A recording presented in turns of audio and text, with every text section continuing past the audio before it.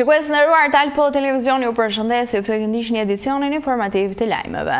Gjithnjë më shumë të huaj po zgjedhin Shqipërinë për të investuar në pasuri të paluajshme, kjo për shkak të një sërfavorizime që sjell vendi ynë. Me tema kryesore e turizmin, për reklamën që i është bërë Shqipërisë, investimet e huaja në sektorin e pasurive të paluajshme po rriten nga viti në vit. Kjo sipas të dhënave nga Banka e Shqipërisë, për gjatë vitit të kaluar janë investuar 379 milion euro, duke regjistruar shifrën më të lartë, ose 17% më shumë se në vitin 2023. Të huajt po e shohin Shqipërinë si një mundësi e cila përdoret pothuajse për gjatë gjithë vitit. E para është lokacioni i Shqipërisë, duke qenë shumë afër me vende të zhvilluara për turizmin, sikurse është Malizi, Kroacia apo edhe Greqia.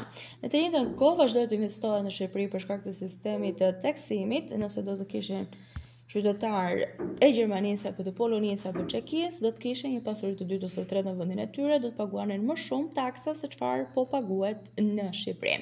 Vija pritëtare e vendit e shoqëruar nga faktorë të tjerë ekonomik po bën që të huajt të blejnë gjithnjë më shumë pronë Brexit, duke rritur edhe vlerën e tyre, kryesisht në rajonin e jugut, ku gjatë vitit të shkuar çmimi për metër katror arriti deri në 4.000 euro. 24% e investimeve të huaja të kryera në Shqipëri kanë qenë në sektorin e pasurive të paluajshme, duke e bërë atë sektorin më tërheqës për kapitalin e huaj.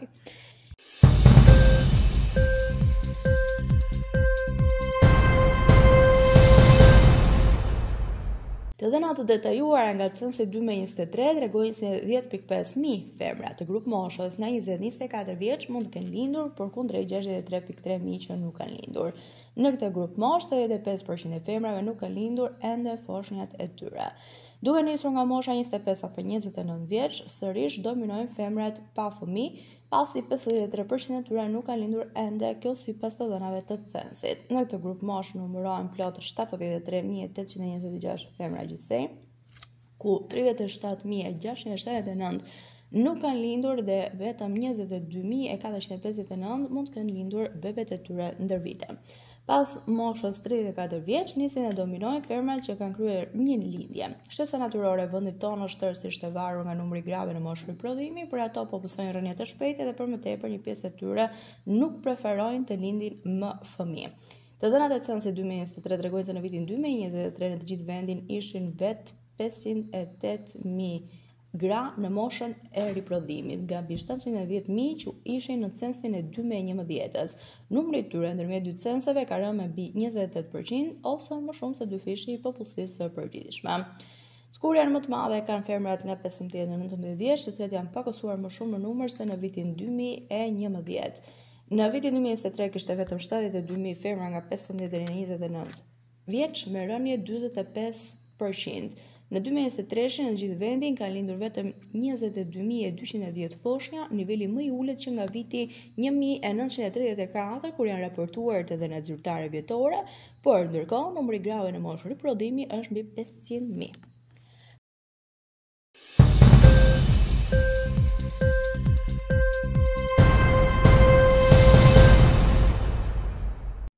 Nëse nuk doni të shpenzoni shumë për pushimet tuaja, ne ju rekomandojmë 6 destinacionet më të përshtatshme për pushime në vitin 2025, shkruan Aleksandro Multeni në një artikull të botuar Viaggiare Travel. Nëse jeni duke kërkuar për pushime që ju lejojnë të zbuloni destinacione të mrekullueshme, mund të shkoni në Shqipëri. Shqipëria po fiton me shpejtësi popularitet mes turistëve që kërkojnë destinacione buxhetore për pushime verore. Vendi ofron peizazhe mahnitse natyrore, plazhe të pacënuara, kuzhinë të shijshme dhe një traditë të pasur kulturore. Saranda, e vendosur në Bregdetin e Jonit, është një nga destinacionet më të bukura dhe më të aksesueshme në Shqipëri, me ujërat e saj të kristalt dhe plazhet me rër dhe restorante me çmime të përballueshme. Një tjetër destinacion i padiskutueshëm është Vlora, një qytet port i pasur me histori dhe me një Bregdet magjepsës, perfekt për një pushim që ndërthur detin, kulturën dhe kuzhinën tipike me çmime konkurruese. Gjithashtu, mund të shkoni edhe në Gjirokastër për një vend historik dhe me kulturë të veçantë. Shkruhen dhe të tjera në këtë artikull.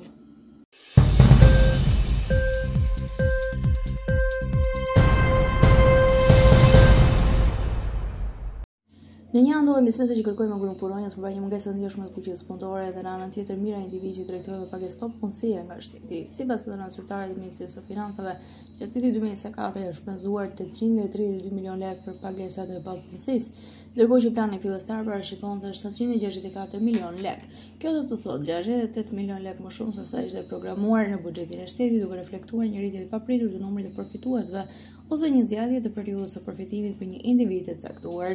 Ndërkohë, sipas dhënave nga Instituti i Statistikave, vetëm në muajin e 3 të vitit 2024, numri personave që përfituan pagesa papunësie arriti në 3576, niveli më i lartë që për periudhën së pas pandemisë 2020-2021. Përveç kësaj, rritën ndjeshëm në shpenzimet për ndihmën ekonomike, një tjetër shtyllë e sistemit të mbrojtjes sociale.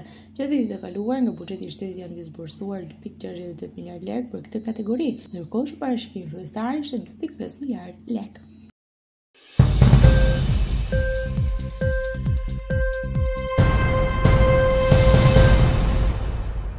Dalemi tashmë në një blok informativ nga bota.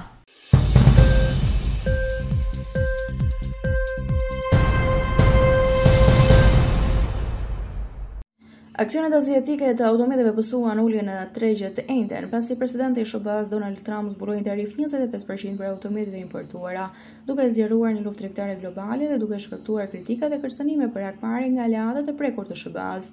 Takset e reja për makinat dhe kamionet të lehtë do të hyjnë në fuqi më 3 prill, një ditë pasi Trump planifikon të shpallë tarifa reciproke, që synojnë fondet përgjegjëse për pjesën më të madhe të deficitit tregtar të SBA-s. Ata vijnë në krye të detyrimeve të prezantuara tashmë për çelikun dhe aluminin dhe për mallrat nga Meksika, Kanadaja dhe Kina. SBA importoi produkte automobilistike me vlerë 474 miliard dollar në vitin 2024, duke përfshirë makina pasagjerash me vlerë 220 miliard dollar. Meksika, Japonia, Korea e Jugut, Kanadaja dhe Gjermania, të gjitha aleatë të ngushtë të SBA-s ishin furnizuesit më të mëdhenj. Presidenti i Komisionit Evropian Ursula von der Leyen e përshkroi masën si të keqe për bizneset dhe më keq për konsumatorët, ndërsa kryeministri kanadez Mark Carney i etiketoi tarifat një sulm të drejtpërdrejtë.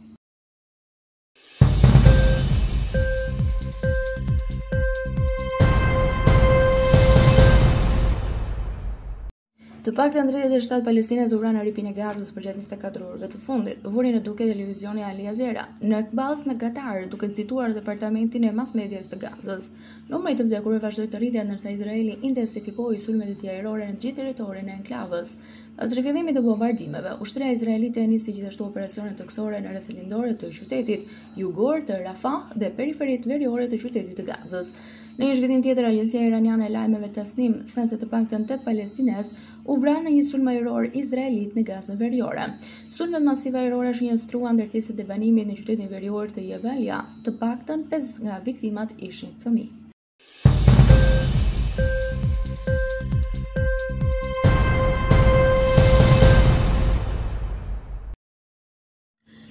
Rusia ka formuluar kushte për jarmëpushim në detin e Zi dhe bëri thirrje për lehtësimin e sanksione. BE-ja tha se është e gatshme, por me kushte. BE-ja refuzon ndjej sanksione për prodhime bujqësore ruse. Moska e vuri këtë si kusht për të rënë dakord për jarmëpushim në detin e Zi.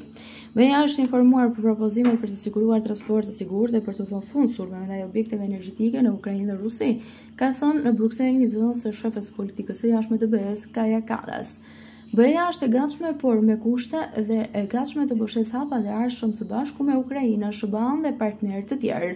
Siç njofton agjencia gjermane e lajmeve, e cila u referohet përfaqësuesve të Komisionit Evropian dhe diplomatëve, kushtet e formuluara nga Moska për zbatimin e marrëveshjes me shumë gjasa nuk janë biseduar dhe koordinuar me administratën amerikane të presidentit Donald Trump. Prandaj ato mund të shërbejnë kryesisht për të ngadalësuar përpjekjet për të arritur një armëpushim në Ukrainë.